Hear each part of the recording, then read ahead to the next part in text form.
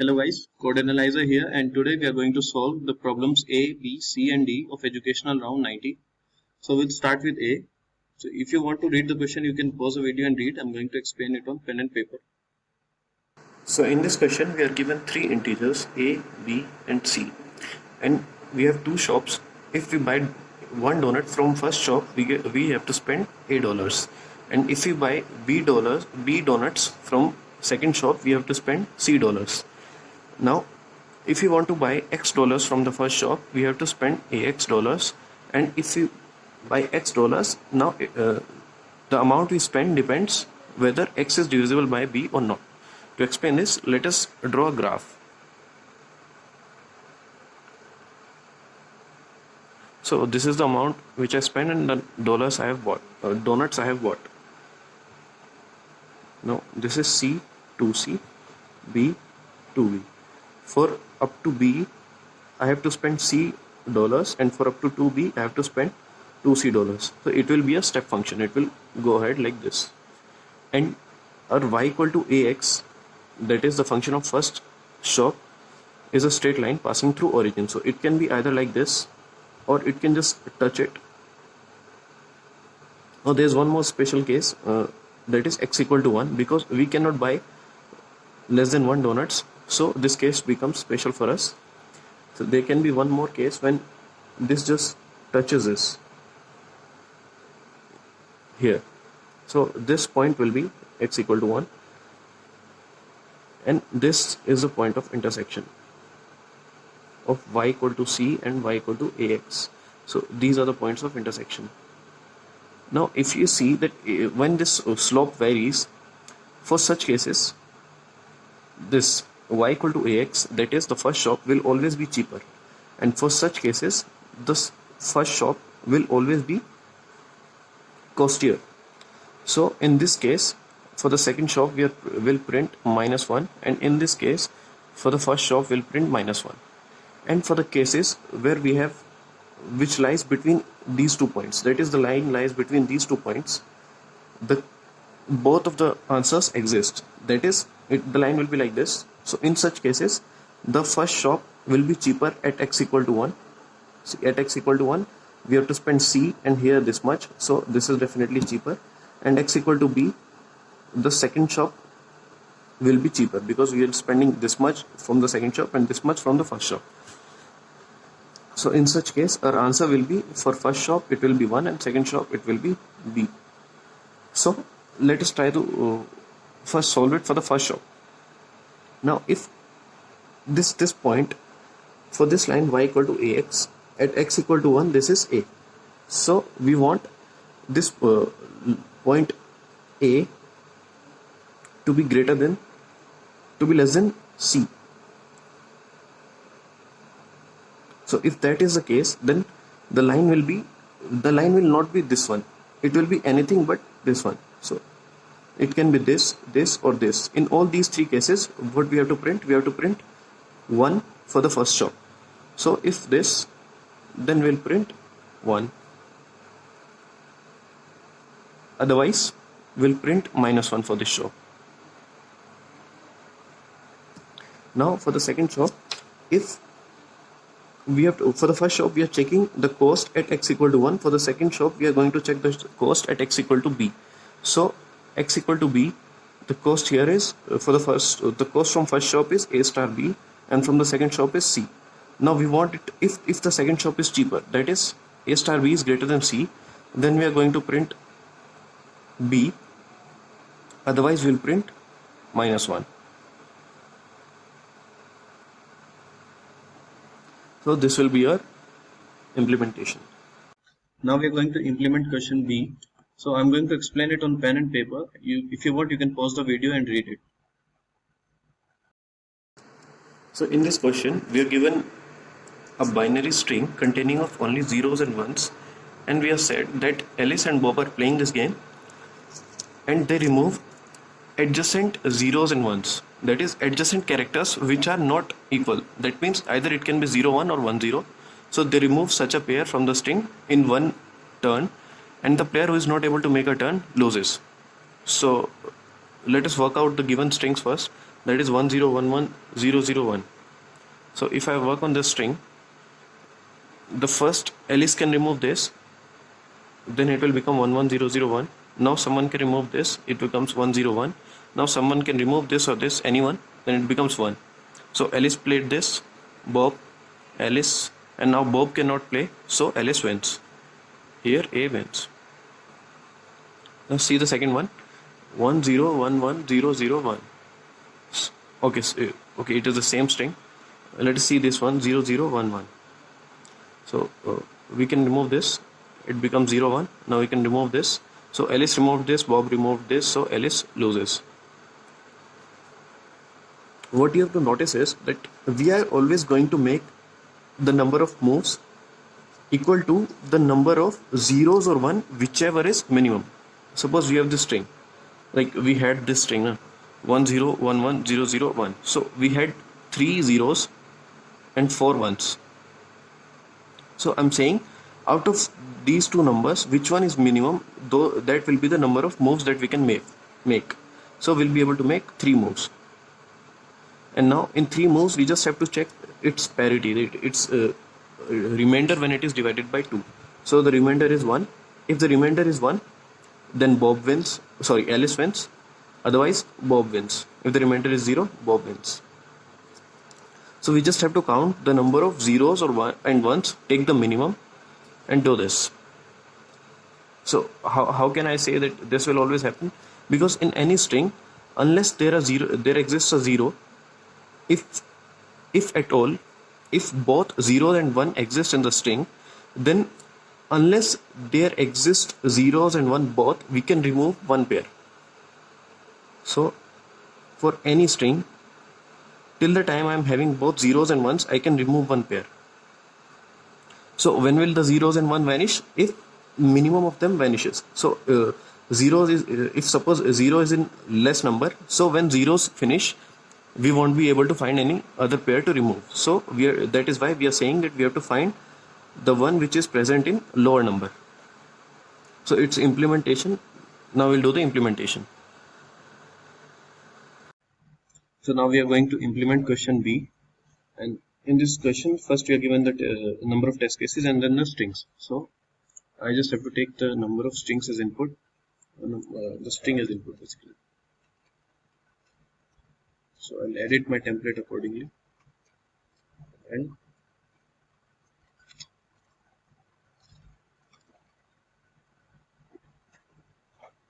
now I have to calculate the number of zeros and ones. For that I'm using a variable, say I.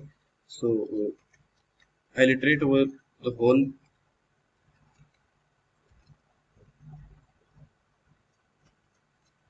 string, and then I'll increase this if it is equal to.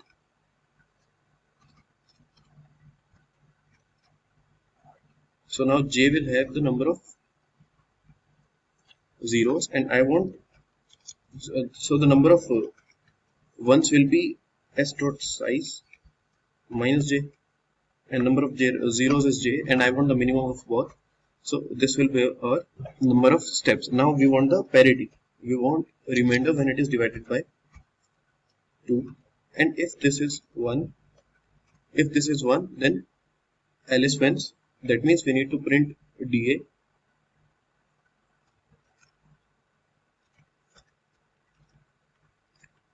else we print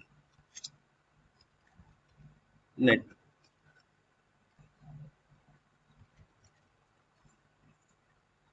So my j is a long int, and that's why this menu was giving an error. Now it should work.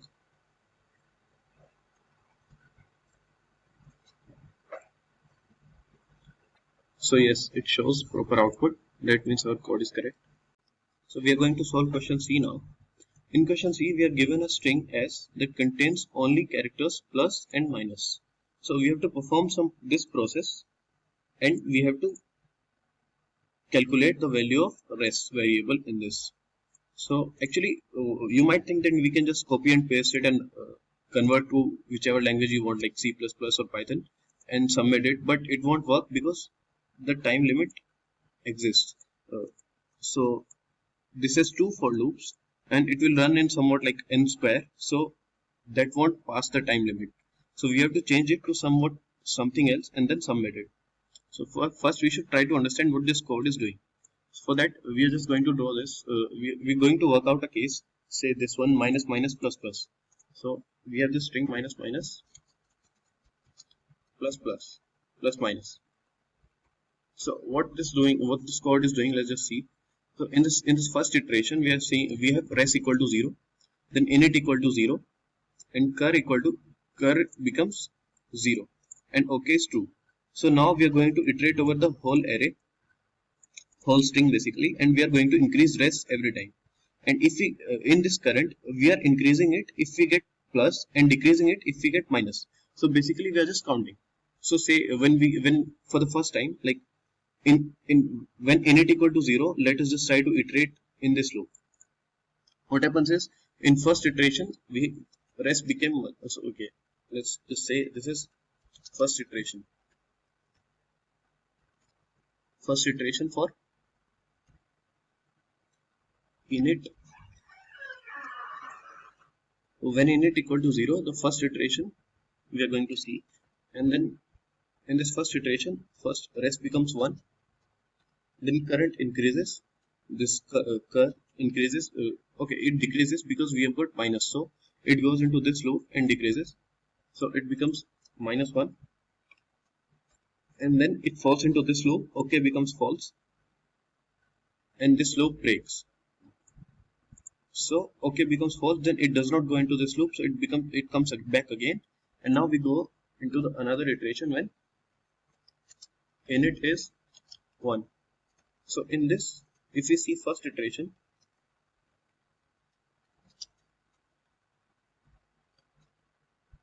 then our res is already 1, so it is increased to 2, and our current became init. So current was here, the current became 1 because init is 1 this time. Before iteration it became this. So now res became 2 and current became 0 because we got minus. So minus means that it will subtract 1 from it. So current becomes 0. But it does not fall into this loop because it is 0. So it goes to I equal to 2. That is the second iteration. And in the second iteration, our res becomes 3 and the current becomes minus 1. So now it falls into this loop and OK becomes false. So this loop breaks. And when this loop breaks, now OK is false. So this loop won't break and init will increase. So init will increase. Now init becomes 2. At this point, we have current equal to 2 because it will start from this. And so for the first iteration, our res will increase first. Res becomes 3. Okay, res was already 3, it will become 4. And our current will become 1 because we are seeing minus from this. So first one was minus, therefore current decreases. And then in the second iteration, I'll just copy paste this. In second iteration, res will further increase. So it will become 5, and current will become 0. In third iteration, res will further increase. And now the third one is positive, so current will increase. So current will become 1. Okay, so fourth iteration, res will further increase and current becomes 0 because it is a minus. So current decreases and here current becomes 0. So now at this point we have reached the value of mod s. So this loop will end itself and the value of OK will be true. So this if statement will be executed. So this loop will break. The outer loop will break and we'll get our answer res equal to 7. So what we notice? We notice that we are actually calculating the increasing the res, the number of times number of pluses are greater than minus. So we first go through the iteration, we check if the number of plus are greater than minus, then we increase it. Otherwise, we go to the next iteration where we take a bias basically. So when we increase in it, we are already assuming that we already had a plus. So for the first iteration, we assumed we had 0 plus and we started here. So 0 plus 1 minus, we break it here. Now we come here and we are assuming we already have 1 plus. So 1 plus 1 minus, go further, 1 plus and 2 minus, so break it here. Now in this loop we are assuming we have 2 plus already. So 2 plus 1 minus, 2 plus 2 minus, 3 plus 2 minus, now 3 plus and 3 minus. But here this condition fails, so this loop ends itself, and this break statement is executed, so the loop ends. So we have to somehow copy this process. Now I'll try to explain this. So one of the method to implement this is by taking two arrays. So I'll take one array which will keep the count of number of minus, and the other which will keep the count of number of pluses. So this array is keeping the count of how many minus have been at position this or before this. So basically this will be 1, this will be 2, and before third position is 2 and before fourth position is 3. Similarly here I'll store the number of pluses. So 0, 0, 1 and 1. Now what I'll do is I'll take a pointer m or some pointer j which points to the current element. So this pointer, whatever it is, it will start from 0. So this m will start from 0 and it goes to this position. It will traverse this array. So m equal to 0 means it comes here and it checks if n minus is greater than n plus. So if this happens, then it will increase res. And it will break the loop, and then we'll increase the bias. So we'll take some bias which will initially be 0, and that bias we are going to add to the values of n plus. So I'll take this array as b and this as a. So what I'm saying is I'll start while m is less than l. I'm going to where l is the length. Okay, this l is basically mod s, the length of this array. And what I'm saying is I'll increase m till the time my a is greater than b. Sorry, b is greater than equal to a. I'm going to increase this, and then basically m is greater than am. I'm going to increase it, and then I'm going to increase the bias, and this bias I'll be adding to the positive side. So every time this m breaks, I will increase the bias, and if m is less than mod s, I'll come back here, and now I am assuming that I have one more plus than the previous time. So basically, if I had 0 plus at first position previously, now I have 1. So in the first iteration, let us see what happens. In the first iteration, m equal to 0. So b of 0 plus bias will be 0 and am will be 1. Okay, so we'll also do this. We'll take res equal to 0. And in the end, we are going to do this. So we'll add m plus 1 to the result. So basically, when in the first iteration 0 plus 0 is greater than equal to 1, no, this condition fails. So m remains 0 and res becomes 1. Then bias becomes 1. So in the next turn, what we are seeing is b0 plus 1, which is 1, is equal to 1. Therefore this condition is satisfied, and m increases. So m becomes 1. Then b1 plus 1, b1 is again 0. So 1 is greater than equal to 2. This condition fails, and then m is not increased. So 1 plus 1 is 2, and res was already 1. So 1 plus 2 becomes 3. Res becomes 3, and then bias increases. So this increase occurs until m is less than the length of string s. and at the end we print our result. So if let us just try to write it in proper C++ file. So I have converted this whole code into C++ code according to the inputs given in the function. What we have to do is now calculate this BM and AM. For that I am taking two vector and A of size.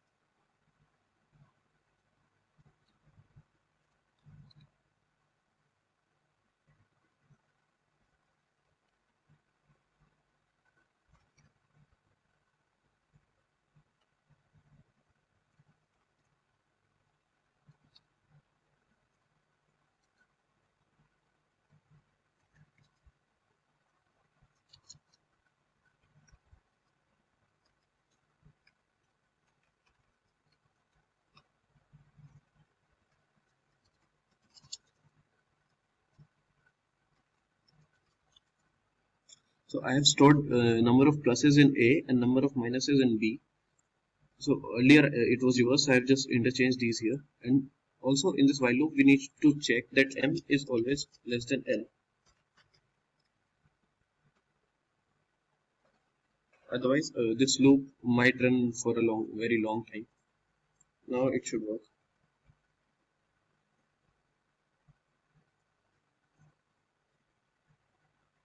So yes. Okay, so it is giving one more than the required thing because we are adding plus one and it is adding in the last time also, which we don't need, so we can just subtract it.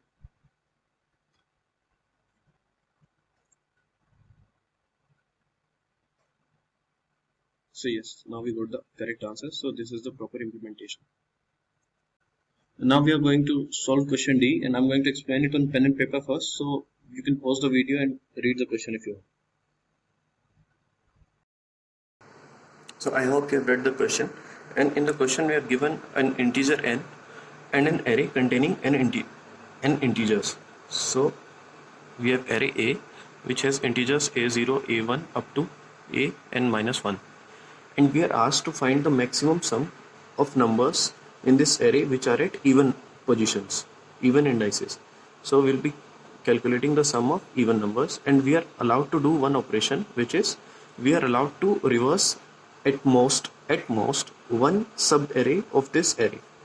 So to understand that, we'll take this example: 1 7 3 4 7 6 2 9, and so the sum here of even numbers at even indices, these are the numbers at even indices, and the sum is 13. So any subarray, I'll mark the subarrays now. So each number is a subarray of the total array. These are subarrays. Now these are also subarrays, two numbers at a time. Three numbers at a time are also a subarray.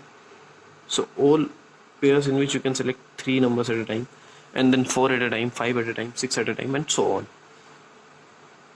And the array is itself a subarray of, so A is itself a subarray of A.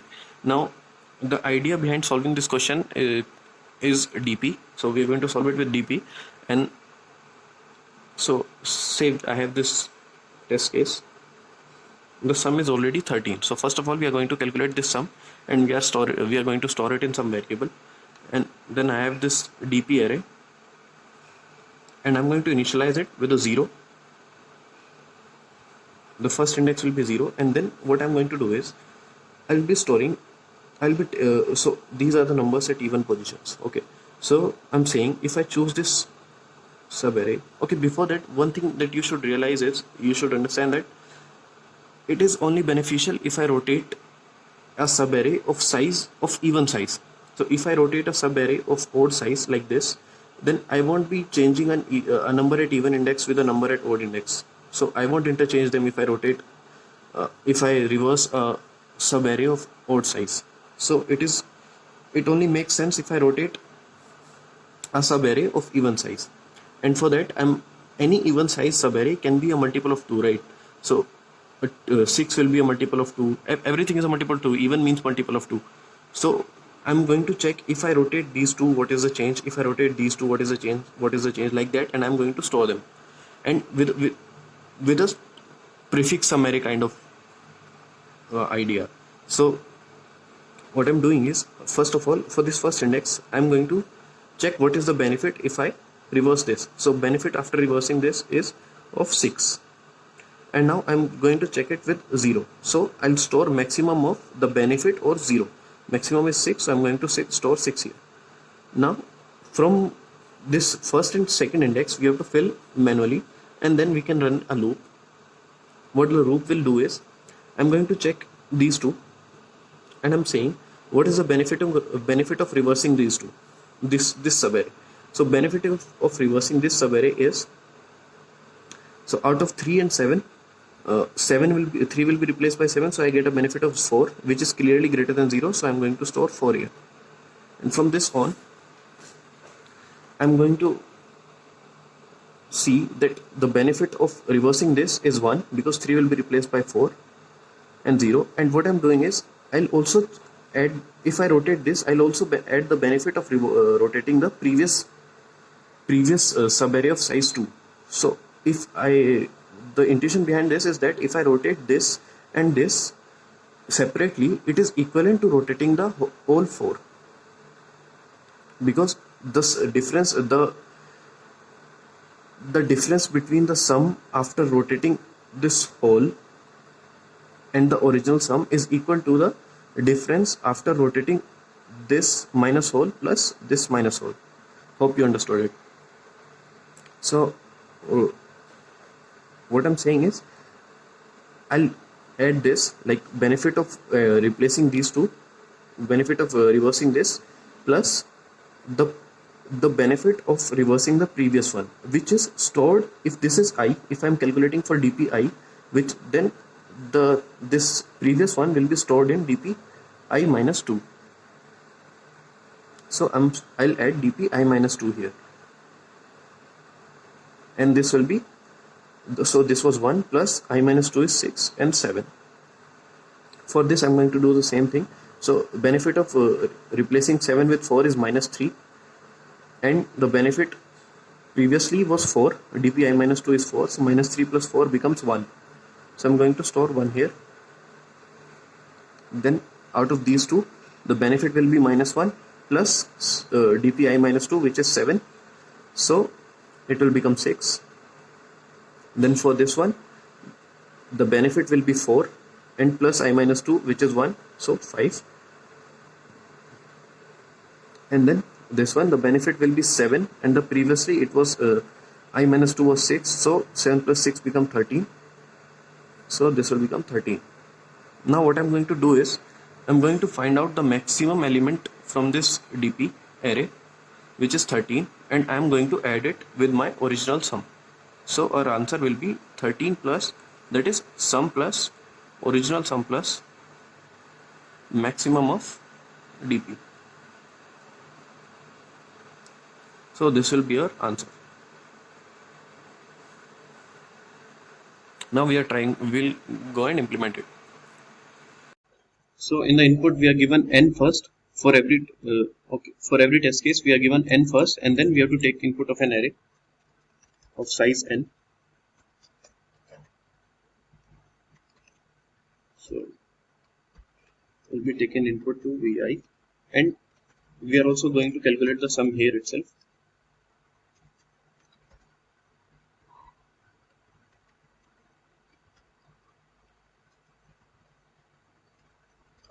So we have got the sum in res. Now I'll make my dp array, which will be of size n itself. I'll make it here. Okay, so dp0 will be 0, and if my n is greater than 1, it might be possible that n is 1, then we don't need to do anything. If n is greater than 1, then dp1 will be v of 0 minus v of 1. Okay, v of 1 minus v of 0, because v of 1 is replacing v of 0, and it should be compared with 0, and the maximum should be taken.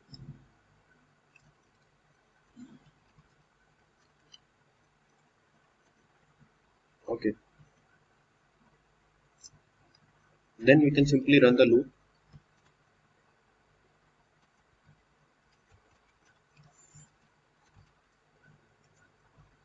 So our dp I will be maximum of 0 and dp I minus 2 plus this index. So I'm assuming that I is even. For odd, I'll write separately. So I'm assuming I is even, then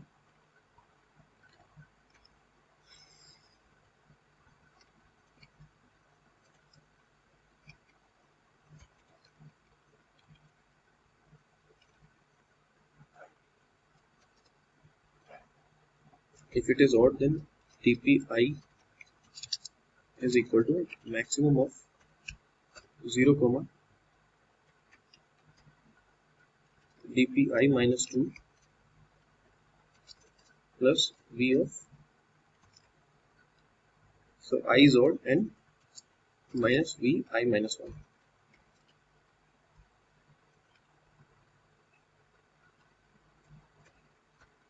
And also we are going to store the maximum here, so m equal to max of, and we keep it dp0 and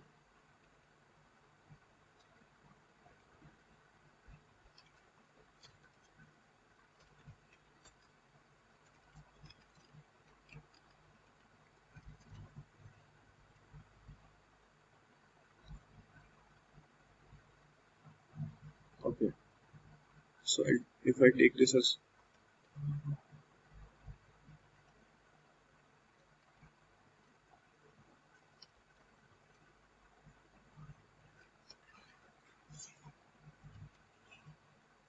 maximum of m or dp I, so I'll get the maximum in m now, and at the end my answer becomes increases by m. Now I can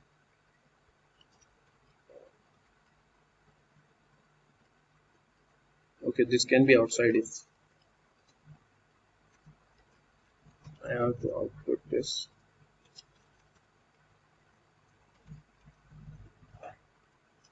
And now this should work.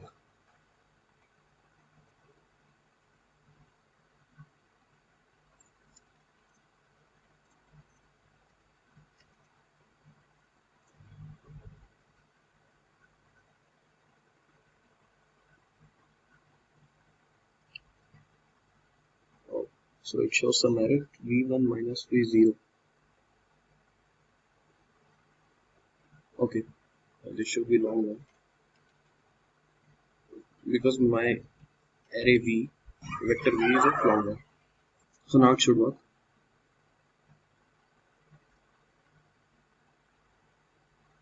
So yeah, it works. So thank you for watching the video. If you liked it, please hit the like button and subscribe. Also, if you have any doubts, mention it in the comments. I'll be happy to help. Thank you.